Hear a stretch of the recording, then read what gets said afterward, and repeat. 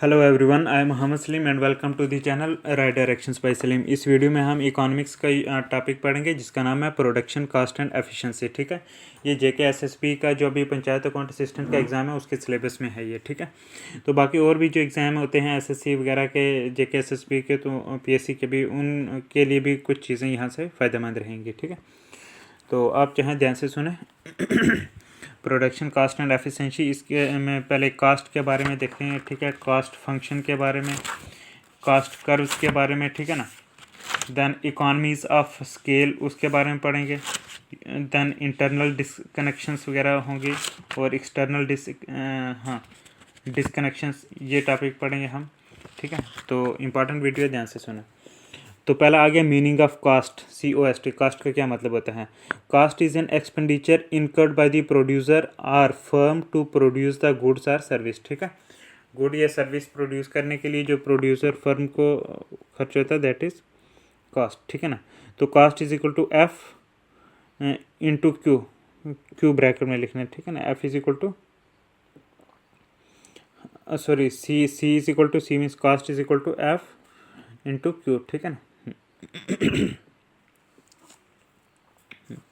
Now types of cast. ठीक है, cast की कितने टाइप्स हैं? ठीक है, तो इसमें आ जाता है आपका money, real cost, economy cost, fourth opportunity cost, then हाँ ये आ जाते हैं। पहला हम देखते हैं मनी, टाइप ऑफ कास्ट के बारे में। ठीक है, मनी, हाँ मनी। ठीक है ना, मनी भी एक कास्ट है। हाँ, if the remunerations of the factors of production are paid in the form of money, it is called money cost. ठीक है, for example rent paid to the land, wages to the laborers, so this is money cost. ठीक है, second type of cost is real cost. ठीक है, real cost।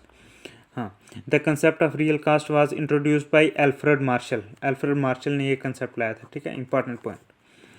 हाँ, then exertions, EXERTIONS, exertions, EXERTION, exertions. ठीक है, हाँ, exertions of all kinds of labour that are already indirectly involve in production process. ठीक है, कौन? Real cost are exertions of all kinds of labor that are already indirectly involved in production process. All these efforts and sacrifices together will be called as real cost of production. ठीक है, for example exertions of all kinds of labor, waiting and sacrifices required for saving the capital. ठीक है, so this is real cost. Number third type of cost is economic cost। ठीक है, हाँ, इसमें देखते हैं कि total expenses incurred by a firm or producer in producing a commodity are called economic cost.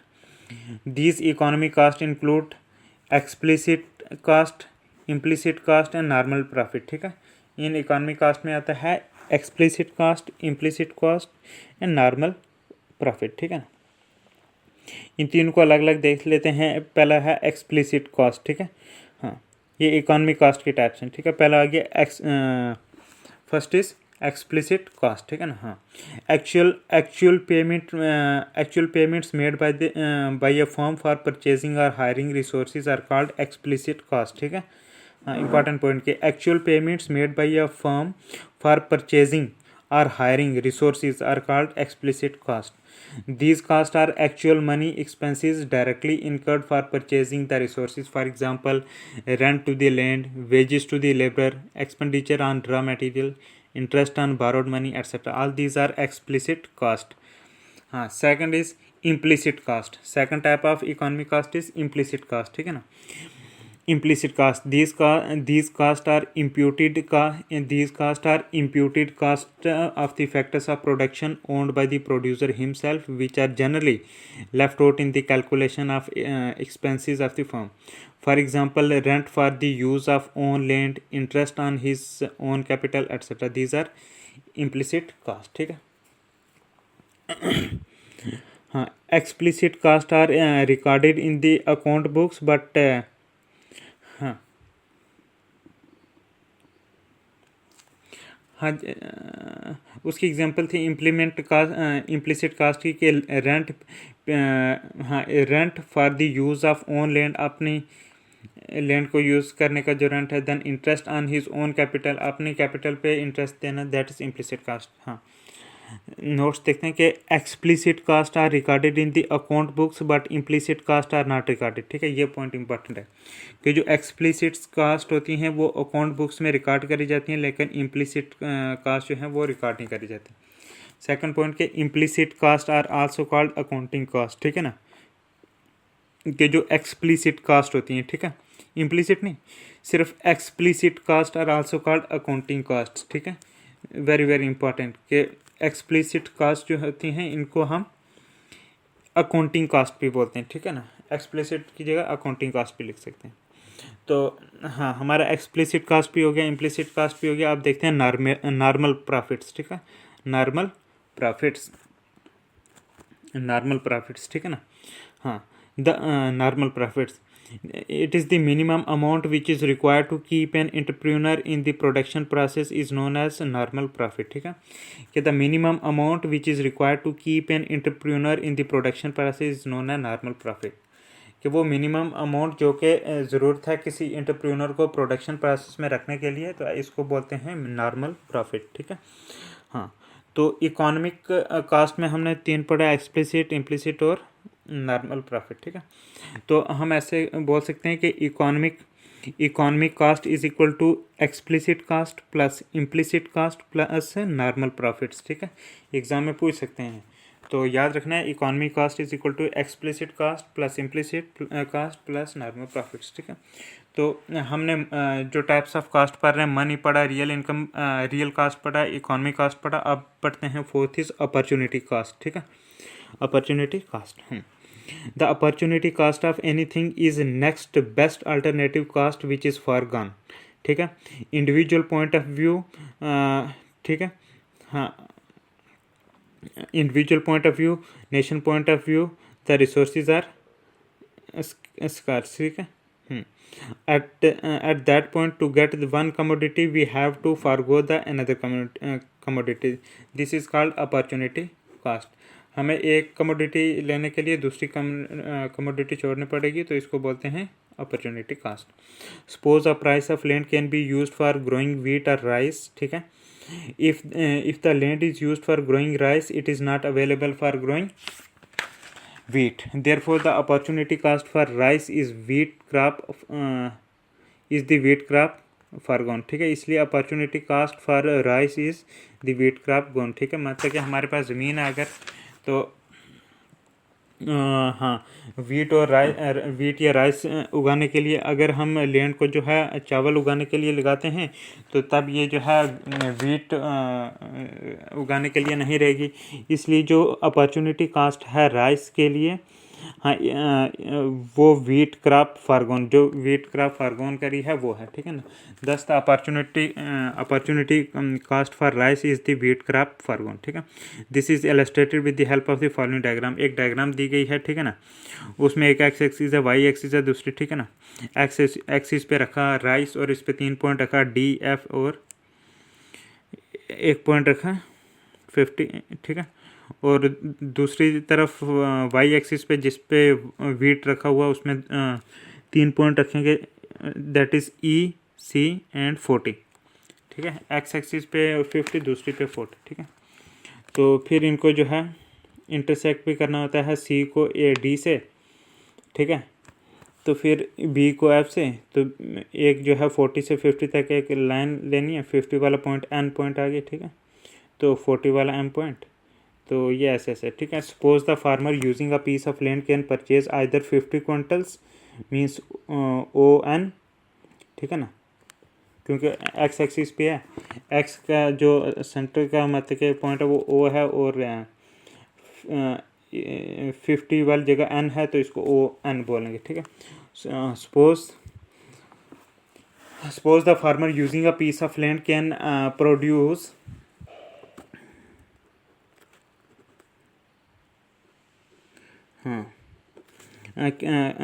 can produce 50 quintals, that is ON of rice, or 40 quintals OM। ठीक है, or 40 quintals OM of wheat। if the farmer produces 50 quintals of rice means ON, he cannot produce wheat, therefore the opportunity cost of 50 quintals means ON of rice is 40 quintals of wheat, ठीक है। इसलिए जो हाँ, तो मतलब कि वो अगर राइस उगाएगा तो वीट नहीं उगा पाएगा, इसलिए जो हाँ 50 क्विंटल्स अपॉर्चुनिटी कास्ट जो 50 क्विंटल्स राइस की है वो 40 क्विंटल्स वीट है, ठीक है ना। The farmer can also produce any combination of the two crops on the production possibility curve MN, ठीक है। जो ये कर्व है, ठीक है, प्रोडक्शन पॉसिबिलिटी कर्व बोल देंगे इसको, ठीक है। प्रोडक्शन पॉसिबिलिटी कर्व, ये हम नेक्स्ट वीडियो में आपको शो भी करेंगे, ठीक है। एक प्रोडक्शन पॉसिबिलिटी कर्व है, ठीक है, MN।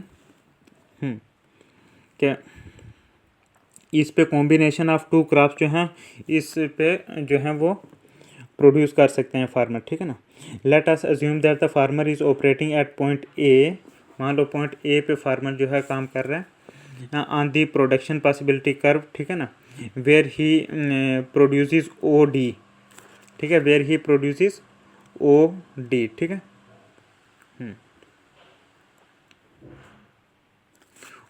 OD amount of rice and OC amount of wheat, ठीक है, and OC amount of wheat. Now he decides to operate at point B on the production possibility curve. Here he has to reduce the production of wheat from OC to OE, ठीक है। यहाँ पे reduce करना पड़ेगा OC से OE, ठीक है ना। In order to increase the production of rice from OD to OF, ठीक है। It means the opportunity cost of DF. It means the production opportunity cost of DF amount of rice is the CE amount of wheat, ठीक है। So the we can say the opportunity cost of DF amount of rice is equal to the CE amount of wheat, ठीक है ना। तो ये इस तरह से समझना होता है, ठीक है। नेक्स्ट वीडियो में मैं ये डायग्राम दिखाऊंगा, ठीक है। तो हमारा ये अपॉर्चुनिटी कास्ट हो गया। अब नेक्स्ट हेडिंग हम पढ़ेंगे private cost and social cost के बारे में। Private cost and social cost, ठीक है ना। Private cost and social cost, हाँ। Private cost means the cost of production borne by the private sector enterprise, ठीक है। The private sector enterprise, while maximizing its profit, takes into account private cost only, ठीक है। However, the productive activity of any private sector firm can generate either a positive or a negative impact on the society as a whole. For example, a private firm may produce a hazardous chemical product and in the process of production may pour the industrial waste directly into the river water without proper treatment, ठीक है ना। Any additional increment in the production of such goods in the private sector would create a marginal external damage. ठीक है ना, MED to the society, ठीक है। it would create marginal external damage to the society, ठीक है। If we add the value of the marginal external damage to the private marginal cost of producing that commodity, we get a marginal social cost of situation, ठीक है। Social cost will be lower than the private cost. Social cost will be lower than the private cost, ठीक है ना, important point. Then, in order to maximize the social welfare, the social marginal cost has to be equated to the marginal revenue, ठीक है। कि social welfare को maximise करने के लिए जो सोशल मार्जिनल कास्ट है उसको इक्वेट करना होगा, मतलब कि इक्वल करना होगा मार्जिनल कास्ट के, ठीक है ना, सॉरी मार्जिनल रेवेन्यू के, हाँ। In other words, this quality of marginal revenue and social marginal cost also ensures the most efficient allocation of resources. Yes. तो ये हमने पढ़ लिया private cost and social cost, ठीक है। Private cost means the cost of production borne by the private sector enterprise, हाँ। Now next हम पढ़ेंगे कास्ट फंक्शन के बारे में, ठीक है ना। हाँ, कास्ट फंक्शन इसमें पहला आ गया, हाँ कास्ट फंक्शन। तो क्या होता है cost function? The cost function explains the functional relationship between cost of production and physical quantity of output, ठीक है। तो C is equal to F Q, ठीक है। Cost function explains the financial relation between the cost of production and physical quantity of output, ठीक है। C is equal to F into Q, ठीक है ना। इन शॉर्ट का हाँ ना देखते हैं शॉर्ट रन कास्ट, ठीक है, इसी में कास्ट फंक्शन में, ठीक है, शॉर्ट रन कास्ट। हाँ in the short period cost of production, हाँ in the short period cost of production can be divided into two types, that is fixed cost and variable cost, ठीक है। पहला देखते हैं हम फिक्स्ड कास्ट, ये क्या होता है फिक्स्ड कास्ट, ठीक है ना। Fixed cost, the costs which don't change with change of the output are called fixed cost, ठीक है। कि वो कास्ट जो कि जब आउटपुट चेंज हो जाता है तब भी चेंज नहीं होती हैं उस आउटपुट की चेंज के साथ, तो उसको फिक्स्ड कास्ट बोलते हैं, ठीक है। इट मीन्स आउटपुट में बी इंक्रीज्ड और डिक्रीज्ड, इट मीन्स आउटपुट में बी इंक्रीज्ड और decreased but no change in this cost, ठीक है। कि आउटपुट चेंज या इंक्रीज या डिक्रीज हो सकता है लेकिन इन कास्ट में जो है कोई चेंज नहीं आएगी, ठीक है, फिक्स्ड कास्ट में। Irrespective of the level of output, irrespective of the level of output quantity the producer must incur this cost, ठीक है। कि लेवल ऑफ आउटपुट क्वांटिटी कुछ भी हो लेकिन प्रोड्यूसर मस्ट इनकर दिस कास्ट, उसको ये इनकर ये कास्ट लगनी ही लगनी है, ठीक है। Even the output is zero the fixed cost is positive, चाहे आउटपुट जीरो क्यों ना हो तब भी फिक्स्ड कास्ट जो है वो वैसी ही रहेगी, ठीक है। The fixed cost curve TFC जिसको बोलते हैं, ठीक है ना, TFC, ठीक है। Fixed the fixed cost curve, fixed cost curve will be parallel to OX axis, ठीक है, OX एक्सिस, ठीक है ना। हाँ एग्जाम्पल के तौर पर देखते हैं कि expenditure on the land, building, salaries of permanent employees, interest payments, insurance premium, all these are the fixed cost, ठीक है ना। हाँ जैसे अगर एम्प्लॉय को तो सैलरी देनी है चाहे आउटपुट हो या ना हो कभी कंपनी किसी पीरियड ऑफ टाइम में, ठीक है। हाँ शॉर्ट रन कास्ट की बात कर रहे हैं हम। देन शॉर्ट रन कास्ट में आ गया था फिक्स्ड कास्ट जो हमने पढ़ा, अब पढ़ते हैं वेरिएबल कास्ट, ठीक है ना। वेरिएबल कास्ट के बारे में, cost which changes with time of the land output quantity are called variable cost, ठीक है। कि वो कास्ट जो कि जब लैंड आउटपुट क्वांटिटी चेंज होती है तो तब वो भी चेंज हो जाए उसके साथ, ऐसी कास्ट को बोलते हैं वेरिएबल कास्ट, ठीक है ना। It means when the output is increase these cost are increase and when the output is decrease these cost are decrease, so these are called variable cost. कि जब आउटपुट इंक्रीज होगा तो ये variable cast भी increase हो जाएंगी और vice versa, ठीक है। Then when output is zero these cost are also zero, जब आउटपुट जीरो होगा कास्ट भी जीरो होंगी, ठीक है ना। The TVC curve will be sloped upwards from left to right and it is started from the origin, ठीक है ना। तो इसमें वेरिएबल कास्ट में जो TVC कर्व है ना, ठीक है, TVC कर्व जो है वेरिएबल कास्ट में ये it will be sloped upwards from left to right, ये अपवर्ड स्लोप्ड होगी लेफ्ट से right and it is started from the origin, ठीक है। हाँ TVC कर्व। हाँ अब हमने एक टेबल देखना है, expenditure on raw material, power, fuel, हाँ एग्जांपल देखनी है कि हाँ, और हमने ये एक एग्जांपल देख लेनी है किसकी, वेरिएबल कास्ट की। ये है कि expenditure on raw material, power, fuel, ways of daily labourers, ठीक है। तो इसमें डेली लेबरर्स की वेजें देखनी है, मतलब डेली लेबरर्स जो होते हैं जिस दिन काम करेंगे उसी दिन वेज मिलेगा ना, फिक्स सैलरी तो है नहीं। तो फिक्स्ड कास्ट में ये था कि सैलरीज ऑफ परमानेंट एम्प्लॉय जो हैं उनको मिलनी ही मिलनी है सैलरी, चाहे काम करें ना करें। लेकिन वेरिएबल कास्ट में जैसे डेली लेबरर्स की वेज जिस दिन काम करेंगे उसी दिन पैसा, ठीक है ना, तो वो वेरिएबल कास्ट में आता है। बाकी जो रॉ मटेरियल पे खर्चा होता है, एक्सपेंडिचर होता है, वो भी वेरिएबल कास्ट में, ठीक है।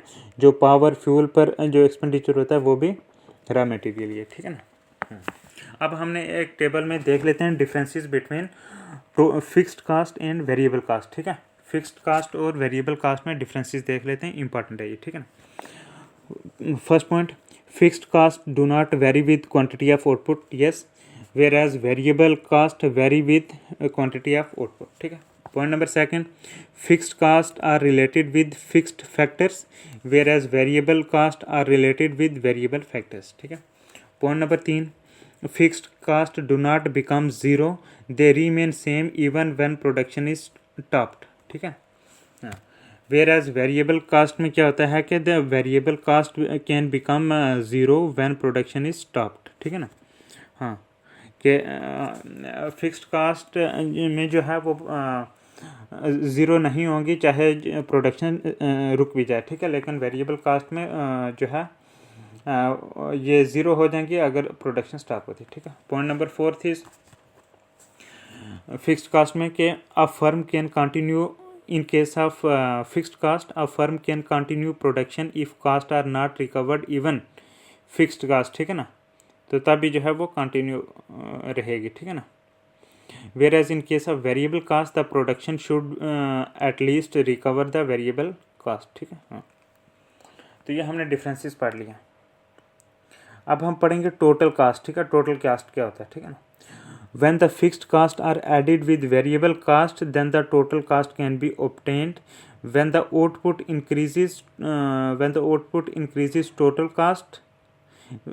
When the output increases, total costs are also increased, and when the output decreases, total costs are also decreased, ठीक है। कि जब फिक्स्ड कास्ट को ऐड करेंगे वेरिएबल कास्ट में तब जो है हमें मिलेगा टोटल कास्ट, ठीक है। जब आउटपुट इंक्रीज होगा तब टोटल कास्ट भी इंक्रीज होंगे, और जब आउटपुट डिक्रीज होगा तब टोटल कास्ट भी डिक्रीज होंगे, ठीक है। हाँ, the total cost curve will slope upwards from left to the right, ठीक है। Total cost curve will slope towards the left total cost curve will slope upwards from left to the right as their direct proportional relationship between the output and total cost, ठीक है ना। तो